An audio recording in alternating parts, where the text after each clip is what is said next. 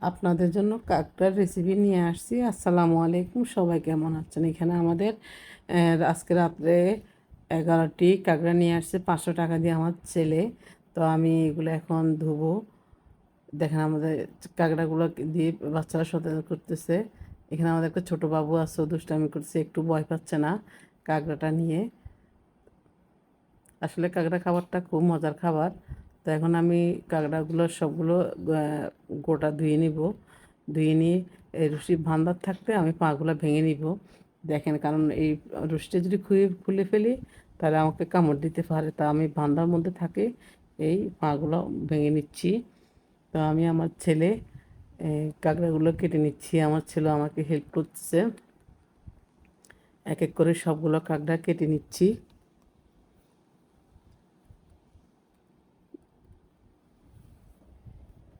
এখন কাঁকড়া থেকে যে তেলটা আছে, তেলটা আমরা বের করছি, আলাদাভাবে নিচ্ছি। প্রথম আমি বুকের অংশগুলো আলাদাভাবে ধুয়ে নিচ্ছি, কারণ কাঁকড়ার ভিতরে কাদা থাকে, এটা ভালো করে ধুয়ে নিতে হয়।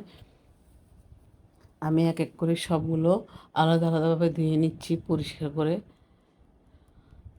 সাদা পানি বের হয়ে গেছে, এখন আমার কাঁকড়া ধরেছে। এখন এখানে বড়গুলা মোটা পাগুলো আলাদা ধুয়ে নিচ্ছি, কারণ কাঁকড়ার ভিতরে কাদা থাকে, এটার জন্য আমি সবগুলো আলাদাভাবে ধুয়ে নিচ্ছি। একটু পরিষ্কার করে ধুতে হয়। সবগুলো আমি এক এক করে ধুয়ে নিচ্ছি।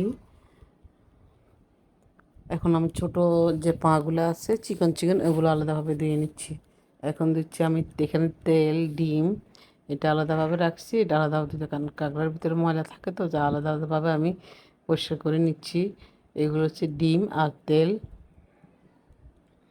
তো এখন আমি যে কাঁকড়ার যে মোটা পাগুলো আছে এগুলো একটু ফাটিয়ে দিচ্ছি, কারণ এগুলো একটু ফাটিয়ে দিলে কি হয়, ভিতরে যে ঝাল লবণটা যায়। এমনিতে এটা তো শক্ত, খেতে অনেক কষ্ট হয়। তো আমি একটু একটু করে মোটা পাগুলো ফাটিয়ে দিয়েছি। হয়ে গেছে আমার সবগুলো কাঁকড়া ধোয়া রেডি। এখন আমি রান্না করতে চলে যাচ্ছি। এখানে আমি তেল দিয়েছি, সর্ষের তেল, পেঁয়াজ, রসুন, কিছু গোটা রসুন দিয়েছি, আদা বাটা, রসুন বাটা দিচ্ছি। মূলত কথা, গরুর মাংসের ভিতরে যতগুলো মশলা দিই কাঁকড়ার ভিতরে অতগুলো মশলা দিতে হয়। আমি ওইগুলোভাবে মশলাগুলো দিচ্ছি। রাত্রের জন্য আসলে ভিডিওটি করা তো একটু অন্ধকার অন্ধকার দেখাচ্ছে, রাত্রে রান্না করছি তো। এখানে আমি হলুদ, মরিচ, জিরা, ধনিয়া পাউডার, গোটা গরম মশলা সবগুলো একসাথে একটু পানি দিয়ে কষিয়ে নিচ্ছি। দেখেন আমি পানি দিয়ে একটু পানি দিচ্ছি, পানিটা ভিডিওর মধ্যে আসে নাই। আমার মশলাগুলো কষানো হয়ে গিয়েছে, এখন আমি কাঁকড়াগুলো দিয়ে দিচ্ছি এখানে। আসলে গরুর মাংসতে যত মশলা লাগে জাস্ট কাঁকড়ার মধ্যে অত মশলা দিবেন, কারণ কাঁকড়ার খেতে অনেক ভালো, মশলা একটু বেশি করে দিতে হয়, না মুখে আসে না। দেখেন আমি মশলা এখন একটু পানি দিচ্ছি, পানি দিয়ে এগুলা ভালোভাবে কষিয়ে নেব। ব্লগ চলে আসছে। কাঁকড়াটা খাইতে অনেক মজা হয়েছে। তো আমি কাঁকড়া খাওয়ার জন্য এখানে রুটি বানিয়ে নিচ্ছি, আটার রুটি, কারণ কাঁকড়া জল দিয়ে তো রুটি খেতে হয়, আর কাঁকড়াটা তো আলাদা খাওয়া আছে, এটা বাদ দিয়ে খেতে ভালো লাগে না, রুটি দিয়ে খাইতে ভালো লাগে। তো আমার কাঁকড়া কষানো হয়ে গেছে, আমি এখন একটু গরম পানি দিচ্ছি। তখন আমি একটু পানি বেশি দিয়ে ভালো করে কষিয়ে নিচ্ছি। এখন গরম পানি দিয়ে রান্না করে নেব।